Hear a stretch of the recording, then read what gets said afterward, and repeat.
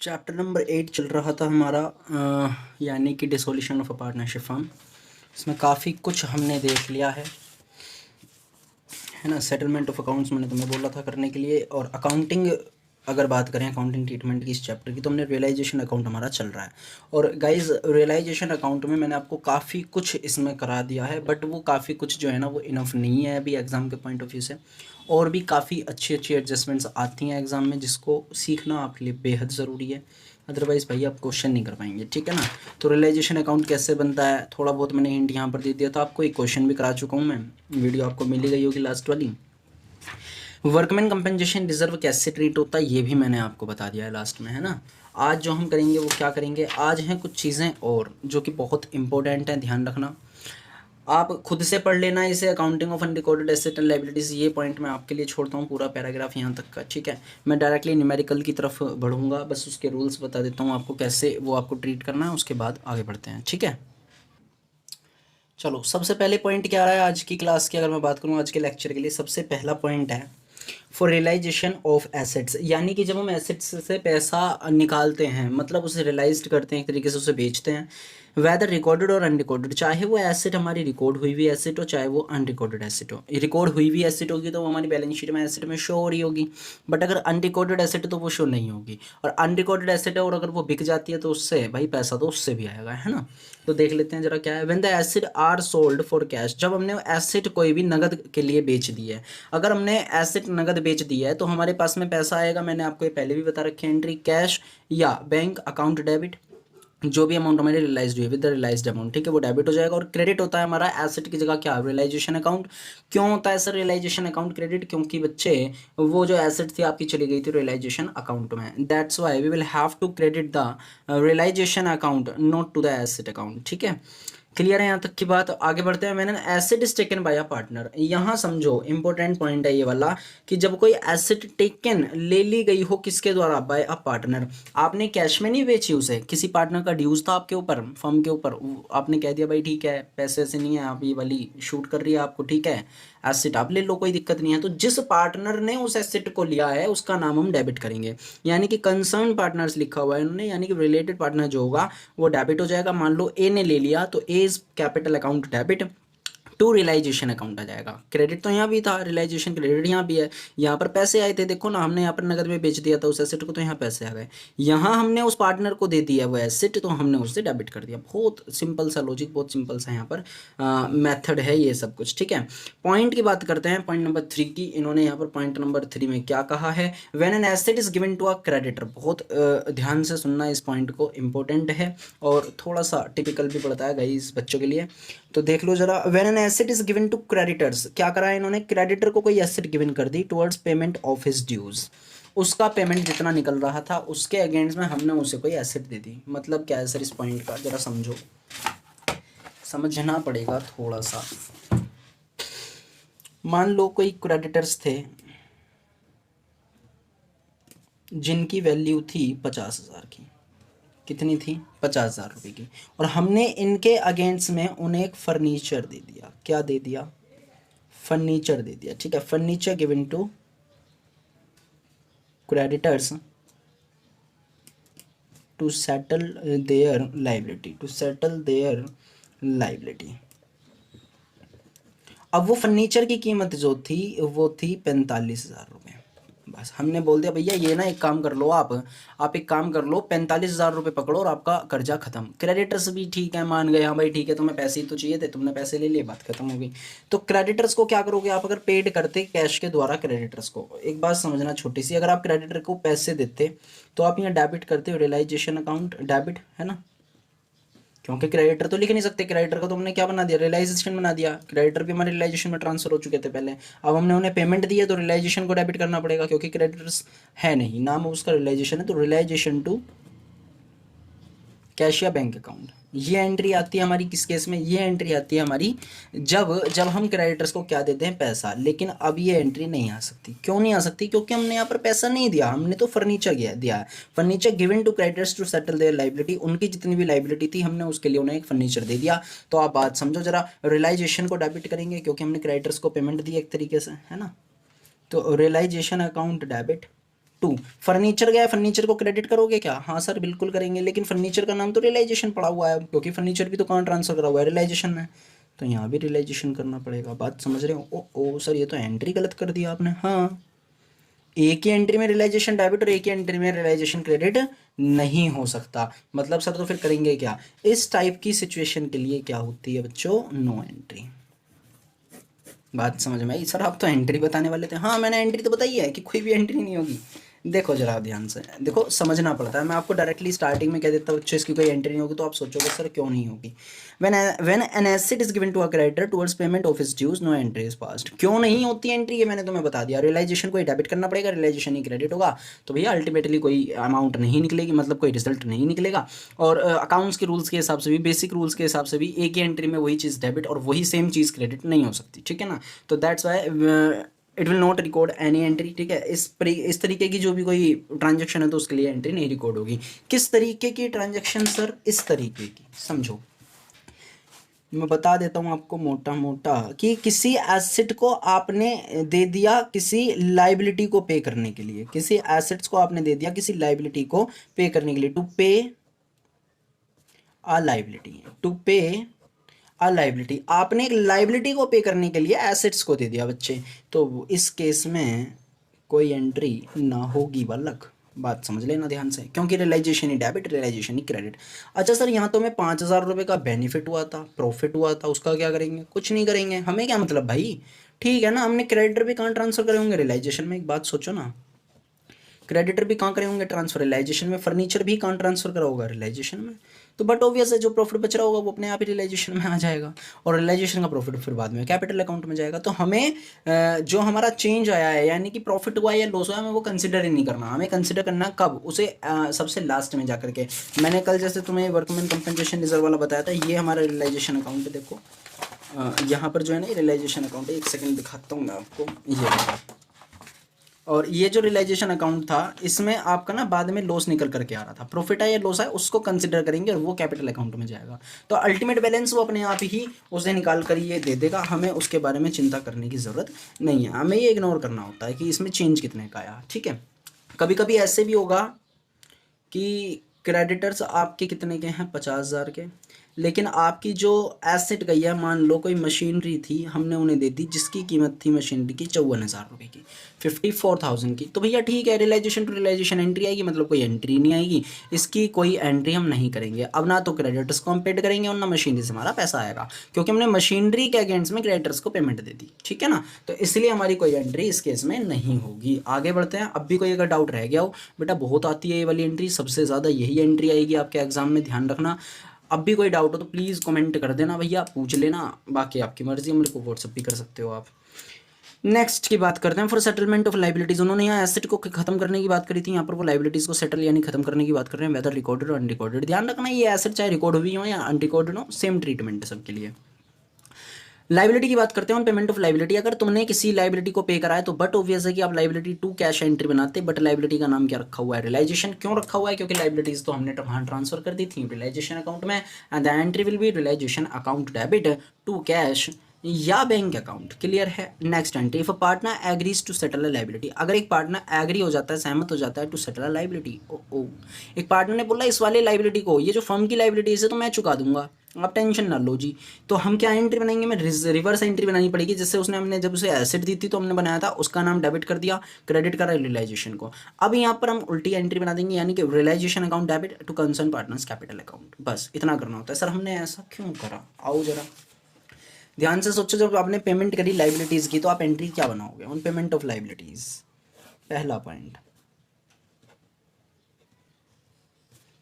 On payment of liabilities. आपने जब liability की पेमेंट करी तो ये तो जाहिर सी बात है कि कैश आपके पास से जाएगा, और क्रेडिट जब कैश हो गया तो डेबिट लाइबिलिटी को होना है, यानी कि हम उसे चुका रहे हैं। पेमेंट करते लाइबिलिटी को, लेकिन लाइबिलिटी ना देख करके हम क्या करेंगे? रियलाइजेशन को डेबिट कर लेंगे, है ना।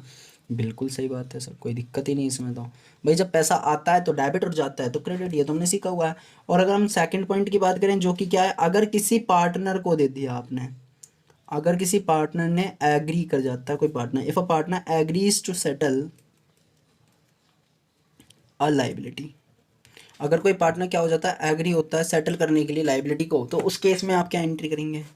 देखो ना, रियलाइजेशन तो अब भी डेबिट होगा, है ना, रियलाइजेशन अकाउंट डेबिट, तो पैसा ना जा करके किसके पास से गया है पैसा, एक तरीके से पार्टनर के पास से, तो पार्टनर का कैपिटल अकाउंट क्या कर दोगे आप, क्रेडिट कर दोगे, बस ये एंट्री, ठीक है। तो एसेट्स के केस में वो वाली एंट्री और लाइबिलिटीज़ के केस में ये वाली एंट्री, ये आपको ध्यान रखनी है। सर एंट्री क्यों बता रहे हो बेटा, इस चैप्टर में आता ही है और कुछ आता ही नहीं है, सही है ना बात, ठीक है सर। बहुत ही इंपॉर्टेंट पॉइंट्स हैं ये टू रिमेंबर, यानी कि याद रखने के लिए। Realisation of asset and settlement of liabilities, हमने ऊपर का चक्कर छोड़कर अब नेक्स्ट पॉइंट पर आ गए हैं। क्या कहना चाह रहे हैं, if the question is silent about, दो पॉइंट होते हैं।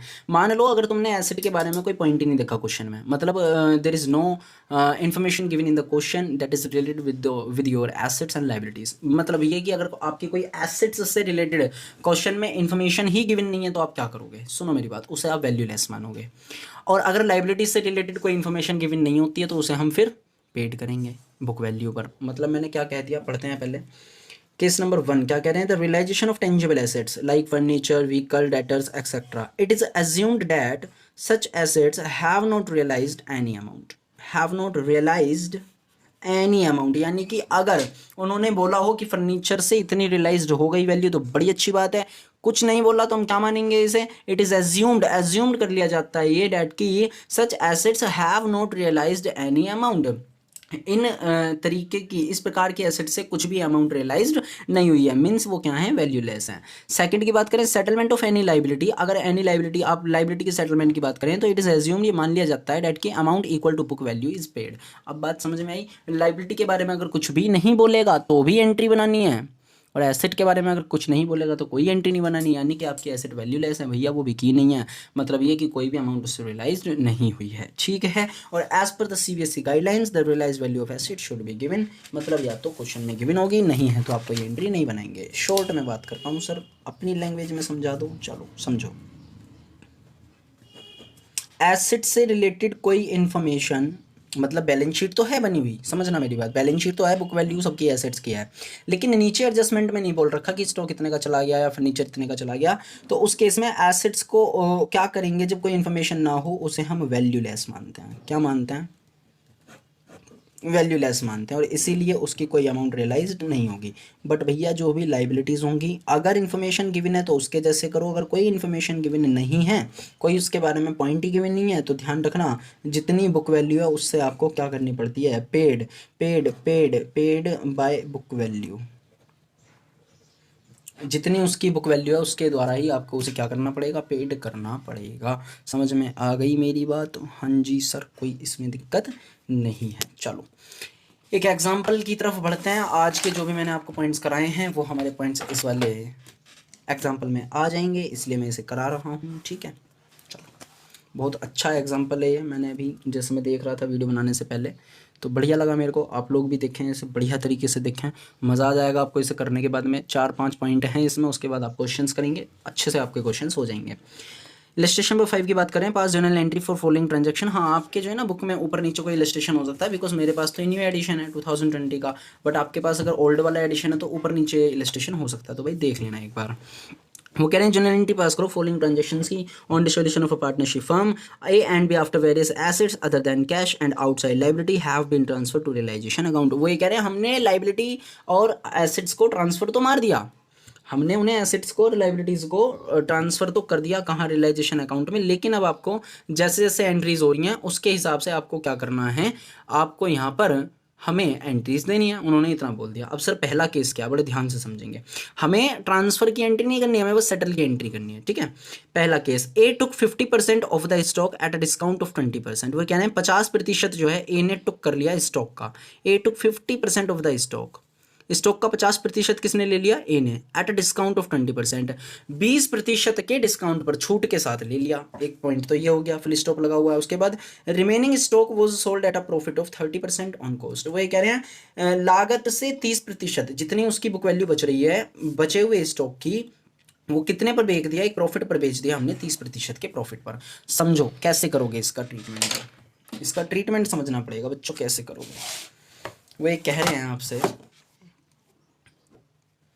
स्टॉक है आपके पास, ठीक, स्टॉक का 50% किसने ले लिया, पार्टनर ने, ठीक है, पार्टनर ने ले लिया एट 20% डिस्काउंट पर। एक प्रॉब्लम तो ये है इन्होंने जो बताई है, ठीक है। और क्या केस है, और रिमेनिंग स्टॉक, रिमेनिंग कितना है, वो भी तो 50% होगा। 50% क्या है, रिमेनिंग स्टॉक है। 50% जो है सोल्ड करा हमने, क्या करा, सोल्ड करा एट प्रॉफिट। किस पर, प्रॉफिट पर, at the rate 30% on cost. Cost का मतलब बुक वैल्यू, ठीक है। इन्होंने ये चीज़ बताई, अब तुम इसे सॉल्व कैसे करोगे। बच्चा सोचता है वो ये तो बहुत बड़ी प्रॉब्लम है।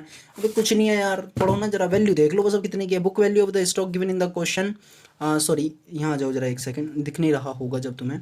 Book value of the stock given in the balance sheet before dissolution was 4 lakh rupees. 4 lakh रुपए का क्या था, स्टॉक था। बुक को साइड कर देते हैं, निकाल देते हैं आंसर। क्या बहुत बड़ी बात है इसमें, कुछ नहीं। 4 लाख रुपए का स्टॉक था, आधा इधर कर दो 2 लाख, और आधा इधर कर दो 2 लाख। आधे स्टॉक के साथ क्या कहानी रची गई है, आधे स्टॉक के साथ कहानी ये रची गई है कि वो पार्टनर ने ले लिया, दे देंगे, एंट्री में आते कोई नहीं। और 20% डिस्काउंट पर लिया, तो 2 लाख रुपए का 20% डिस्काउंट कितना होगा, 2 दूनी 4, सीधी सी बात है 40,000 रुपये। तो पार्टनर के कैपिटल अकाउंट में जो जाएंगे वो कितने रुपए जाएंगे, 1,60,000, 40,000 माइनस करने के बाद, ठीक है। ठीक है भाई, ये तो आ जाएगी अमाउंट हमारी 1,60,000 रुपये की। एंट्री बहुत सिंपल से, partners capital account debit to stock, मतलब रियलाइजेशन, क्योंकि स्टॉक तो खत्म हो गया। 2 लाख रुपए का स्टॉक जो है उसको 50% जो थी वैल्यू 2 लाख रुपए, उसको हमने सोल्ड करा एट अ प्रॉफिट ऑफ 30%। तो 2 लाख का 30% कितना होगा, 60,000 रुपये। तो ये वैल्यू जो आ जाएगी आपकी 2,60,000 रुपये आ जाएगी। इसकी एंट्री आप अलग कर दो, कोई दिक्कत नहीं है, खत्म हो गया केस। चलो देखते हैं जरा क्या है, एंट्रीज क्या क्या बनी हुई हैं। As capital account debit to realisation account, ये यहाँ पर सब इन्होंने वर्किंग करके दिखा रखे हैं आपको। 1,60,000 रुपये की एंट्री आ जाएगी। मैं एक सेकंड और इधर कर देता हूँ थोड़ा सा इसे, 1,60,000 रुपये की एंट्री आ जाएगी। और दूसरी एंट्री जो है केस नंबर ए की जो बी एंट्री है, bank account debit to realisation, यहाँ पर 2,60,000 रुपये से स्टॉक हमारा रियलाइज हो गया, 2 लाख का 30% प्रॉफिट पर, ठीक है। सेकंड केस की बात करते हैं। डेटर थे 2,64,000 रुपये के, और provision for the doubtful debt 24,000 rupees. 48,000 of the book debts provide bad. वो ये कह रहे हैं कि 48,000 रुपये के जो हमारे डेटर्स थे वो हमारे बैड जो हैं प्रूव्ड हो गए। तो हमें इस बात से क्या मतलब है कि वो कितने के प्रूव्ड हो गए, बस माइनस करो जितनी हमारी वैल्यू थी डेटर्स की, वो हमारी रियलाइज्ड हो जाएगी भाई, इन डेटर्स को भी और इस प्रोविजन फॉर डाउटफुल डेट्स को भी। ये तो हमने ट्रांसफर कर दिए होंगे कहाँ, रियलाइजेशन अकाउंट में। अब बात ये आ रही है कि 48,000 रुपये के जो डेटर्स हैं, ये जो 48,000 रुपये के डेटर्स हैं, इनसे पैसा नहीं मिला। तो जिनसे जितने आने कितने थे, 2,64,000, आए कितने नहीं, 48,000। तो माइनस करो, जो बच गया वो आ गया पैसा। तो bank account debit to realisation, second पे आओ, bank account debit to realisation, 2,64,000 minus 48, ये रुपये आए हैं। क्लियर है यहाँ तक भी, आगे बढ़ते हैं। Point number 3, building book value 5 lakh रुपए की, सोल्ड करी हमने 8 लाख रुपए की।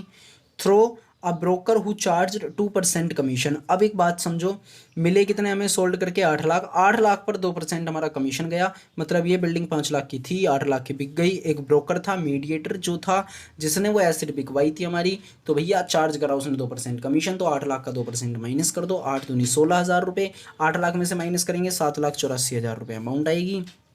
अमाउंट सीधी सी bank account debit to realisation account. Being तो लगता ही नहीं है, बिल्डिंग रियलाइज्ड कमीशन पेड। बस कमीशन की कोई अलग से एंट्री नहीं दिखाओगे आप, बस जितनी अमाउंट आपको मिली उससे ही आप एक एंट्री पास कर दोगे रिजल्टिंग वाली, ठीक है। नेक्स्ट पॉइंट, मशीनरी की बुक वैल्यू कितनी है, 6 लाख रुपए की है। Was given to a creditor at a discount of 20% in the settlement. वो ये कह रहे हैं एक मशीन की बुक वैल्यू है 6 लाख रुपए की, जो हमने क्रेडिटर को दे दी डिस्काउंट पर 20% पर।